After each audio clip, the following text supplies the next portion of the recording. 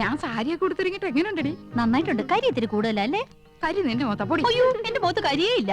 ലേശമുണ്ട്. ഇതെങ്ങനെയുണ്ട്? അത് നന്നായിട്ടുണ്ടല്ലേ? അത് മാത്രം കൊള്ളാം. ആ യമുന റാണി നല്ല സ്നേഹമുള്ള കൂട്ടത്തിലല്ലേ? ആഹാ, ഏട്ടത്തിമാരെങ്ങോട്ടാ? ഓ, യമുനയൊന്ന് കാണാൻ പോവാ. ഞങ്ങള് ഭയങ്കര കൂട്ടാ. അതെ അതെ, ഞങ്ങള് നല്ല ക്ലോസപ്പാ. ഞാനും കണ്ടിട്ട് വരിക. 2000 രൂപ സംഭാവനയും തന്നു. ഞങ്ങൾ യമുനയുടെ വീട്ടിൽ തെണ്ടാനല്ലേ പോന്ന്. അവര് ക്ഷണിച്ചിട്ടാ. ചേച്ചി വാ. അവിടെ എന്താ കഥകളി ഉണ്ടോ? വാട്ട്? അല്ല, 3 കത്തിവേഷങ്ങള്. നീ ഒന്ന് പോടി കൊച്ചെ. നമ്മള് നന്നായിട്ടൊന്ന് ഒരുങ്ങിന്റെ അസൂയാവും. അവിടുത്തെ ചന്ദ്രനല്ലേ നീ നോട്ടോട്ടിരിക്കുന്നത്? വെറുതെ ഏടത്തിമാരെ പിണക്കണ്ടാട്ടോ.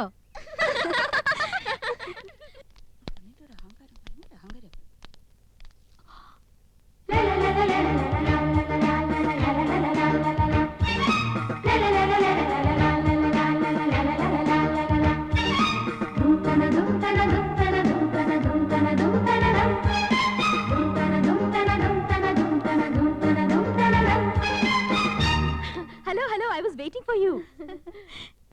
ഇപ്പൊ വന്നിട്ട് പോയ പെങ്കൊച്ചുണ്ടല്ലോ ആശ, അവള് ഞങ്ങളെ കുറിച്ച് എന്തെങ്കിലും പറഞ്ഞോ? ആഹാ, നത്തിങ്. 2000 രൂപ കൊടുത്തെന്ന് അറിഞ്ഞു. അടുപ്പിക്കരുത് കേട്ടോ, പിന്നെ മണീസ് കൊടുക്കാനേ നേരം ഉണ്ടാവുള്ളൂ. Please come in. வாங்க வாங்க. நான் யூசுவலா ஹோட்டல்ல தான் தங்குவேன். This is a new experience. இந்த ஊர் எனக்கு ரொம்ப பிடிச்சிருக்கு. உட்காருங்களே. என்னாச்சு? ഏയ് ഒന്നുമില്ല. ഈ സോഫ, നമ്മുടെ വീട്ടിലെ സോഫ ഏകദേശം ഇതുപോലെ തന്നെയാ. പക്ഷെ ഇത്രയും ചാട്ടമില്ലല്ലേടി? ചുമ്മാ ചുമ്മാ.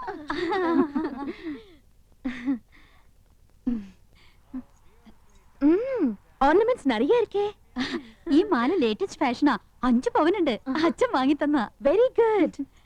ഈ കാശുമാല 7 പവനുണ്ട്. തൃശ്ശൂർന്ന് വാങ്ങിച്ചോണ്ട് Fantastic. എല്ലാം കൂടെ 30 പവനാ. ഏറ്റവും കൂടുതൽ സ്വർണ്ണമുള്ളത് എനിക്കാ. அப்படியா? ഇതെന്തൊരു കുപ്പിവള? எனக்கு அதுதான் பிடிக்கும். നല്ല മാല, വൈരം തന്നെ. நோ, சாதாரண முத்து மாலை.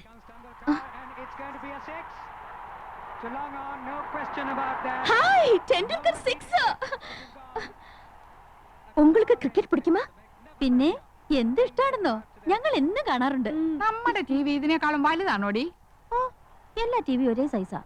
അതില്ല, ഇത് 29 inches. ഞങ്ങളുടെ TV 50 ഇഞ്ചാ. My God. Excuse me, 1 minute. See the cricketer. Hello. Yes, Janna here. They wiring ഇല്ലാത്ത ഫോൺ. ഫോൺ മാത്രോ? വീട് കണ്ടില്ലേ? സ്വർഗമില്ലേ സ്വർഗം.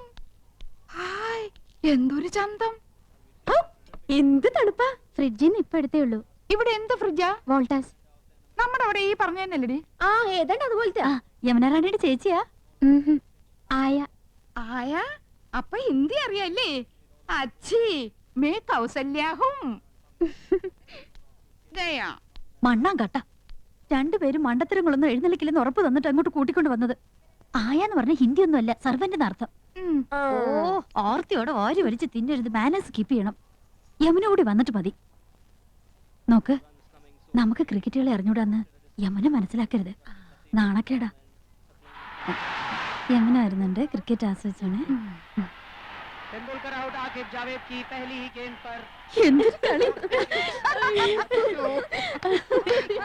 ஓகே சார், ஓகே, கண்டிப்பா. டெண்டுல்கர் 6-ஆ? Oh my God, Tendulkar out.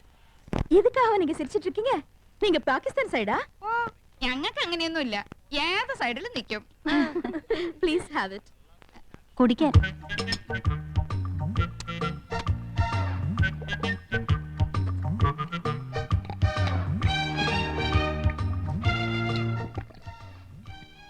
അയ്യോ, എന്ത് രുചി. ഒരു ഗ്ലാസ് കൂടെ ചോദിക്കട്ടെടി? കൊല്ലി ഞാൻ. എങ്ങനെയുണ്ടടി? എനിക്ക് കിട്ടണില്ല. അടുപ്പൊന്നും പോലെ താഴോട്ടല്ല, മേലോട്ടല്ലേ, മേലോട്ടല്ലേ.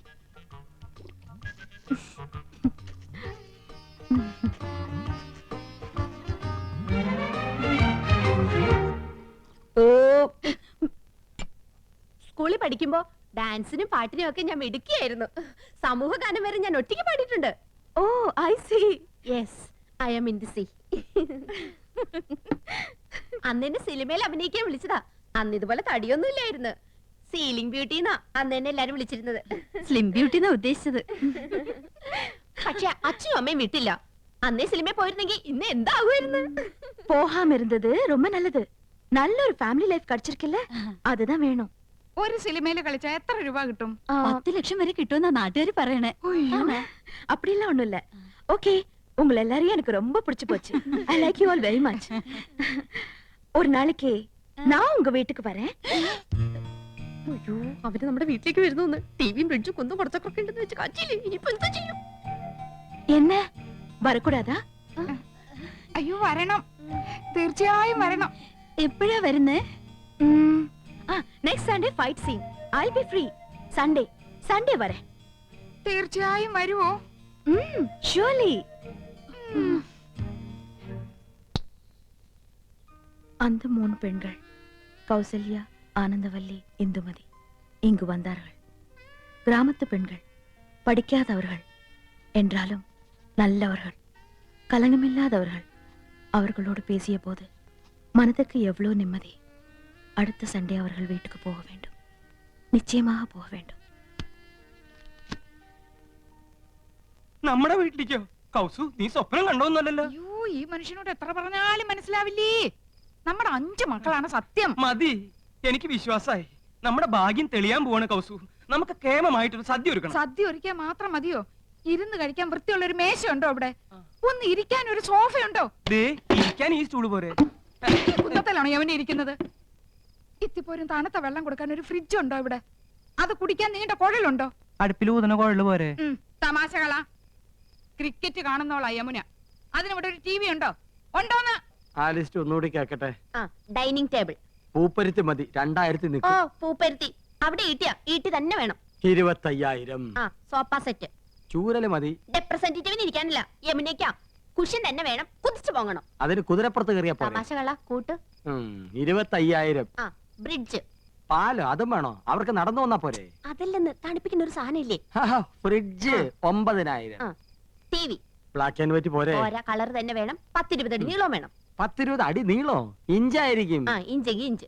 ഇനി ഒയറില്ലാത്ത ഫോൺ, അതൊരെണ്ണം മതി. മൊബൈൽ. മൊബൈല്. ഒയറില്ലാത്തോണ്ട് ഇതിന് വില കുറവായിരിക്കും. ഇനി അയ്യോ, ഇനി മടക്കല്ലേ, ഒടിഞ്ഞു പോവും. തൽക്കാലം ഇത്രയൊക്കെ മതി. മതി. ഇനി ഇതിന് പണം ഉണ്ടാക്കാനുള്ള വകുപ്പും കൂടി പറഞ്ഞു തന്നെ. മൊത്തം പണം കൈ വെച്ചോണ്ടാണോ എല്ലാരും ഇതൊക്കെ മേടിക്കുന്നത്? ഇൻവെസ്റ്റ്മെന്റ് വാങ്ങണം. ഇൻസ്റ്റാൾമെന്റ്. അതെങ്കിൽ അത്. അങ്ങനെ ആവുമ്പോ മാസം തോറും ഈസി ആയിട്ട് അടയ്ക്കാം. അല്ലെങ്കിൽ കടം വാങ്ങണം, പലിശ കൊടുക്കണമെന്നല്ലേ ഉള്ളൂ. എന്താ മുൻഷി പരമേശ്വരൻ പിള്ളയുടെ മകനെ കടം കിട്ടില്ലെന്നുണ്ടോ? നോക്ക്, നിസ്സാരമായിട്ട് തള്ളരുത്. ഇത് നമ്മുടെ പ്രസ്റ്റീജ് ഷൂസാ. എന്തു പറയണെന്ന്? വാടക വീടാ എന്നിട്ട് പോലും അത് കണ്ടാലേ ഇത് വെറും കാലിത്തൊഴുത്ത. വീട് മുഴുവൻ പൊട്ടിയും പൊളിഞ്ഞും അഴുക്കും പിടിച്ചു കിടക്ക. ഇവിടെയാണ് നമ്മൾ താമസിക്കുന്ന നെമനെ അറിഞ്ഞാ മോശമല്ലേ? ആനന്ദം, 2 കുട്ടികളുടെ അമ്മയായപ്പോൾ നിനക്കല്പം സൗന്ദര്യം കുറഞ്ഞിട്ടുണ്ട് എന്ന് കരുതി ഞാൻ വേറെ കല്യാണം കഴിക്കുന്നത് ശരിയാണോ? അതോ ഇതും തമ്മിൽ എന്താ ബന്ധം? ബന്ധമുണ്ട്. വേറെ വീടൊന്നും വെക്കാൻ പറ്റില്ല. വേറെ വീടൊന്നും വെക്കണ്ട, ഉള്ള വീടൊന്നും മോടി പിടിപ്പിച്ചൂടെ? ഇതിനൊക്കെ അച്ഛൻ അനുവദിക്കണ്ടേ ആനന്ദം? അനുവാദം ചോദിച്ചാ അമ്മാവനൊരു പദ്യം ചൊല്ലും.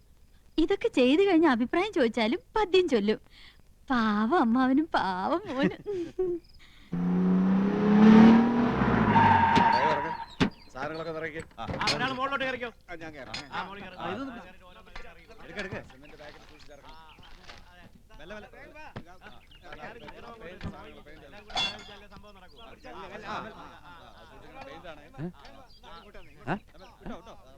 വഴിന്നൊന്ന് മാറിന്നൂടെ?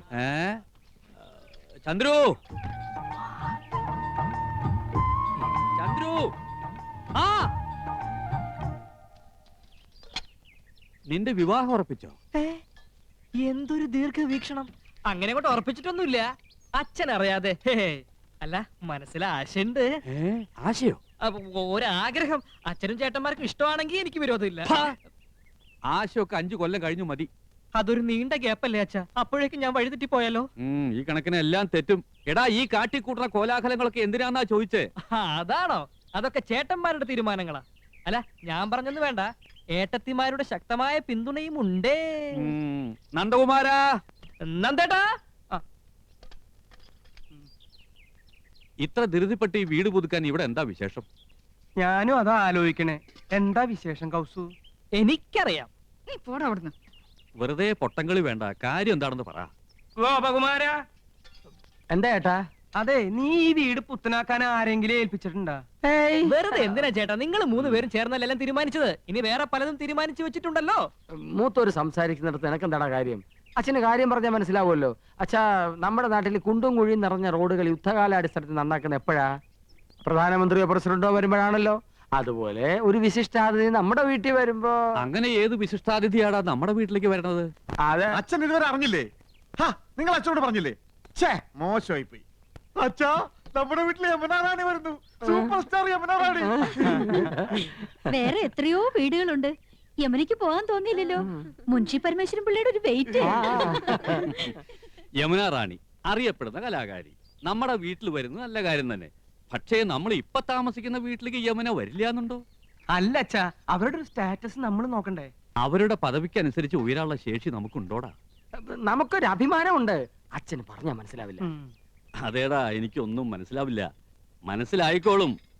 പക്ഷേ ഒന്നെനിക്കിപ്പോ പറയാനുണ്ട്. ഇത് അഭിമാനമല്ല, ദുരഭിമാനമാണ്. ദുരഭിമാനം ആദ്യം ഒരു വിരുന്നുകാരനെ പോലെ നമ്മുടെ മനസ്സിലേക്ക് കടന്നു വരും. ക്രമേണ അത് നമ്മെ നയിക്കാനും ഭരിക്കാനും തുടങ്ങും. ഒടുവിൽ ആധിപത്യം സ്ഥാപിക്കും. നിങ്ങളുടെ ആഗ്രഹം തന്നെ നടക്കട്ടെ. കുട്ടികളെ, നമുക്ക് എന്തെങ്കിലും പഠിക്കാം. അച്ഛൻ ഇപ്പൊ പഴഞ്ചൊല്ലൊന്നും പറഞ്ഞില്ലല്ലോ. മറന്നുപോയതാവും. എന്നാ ഞാൻ പറയാം. തെളിക്കുന്ന വഴി പോയില്ലെങ്കിൽ പോകുന്ന വഴി തെളിക്കുക. വഴി തെളിക്കാൻ വന്നിരിക്കും.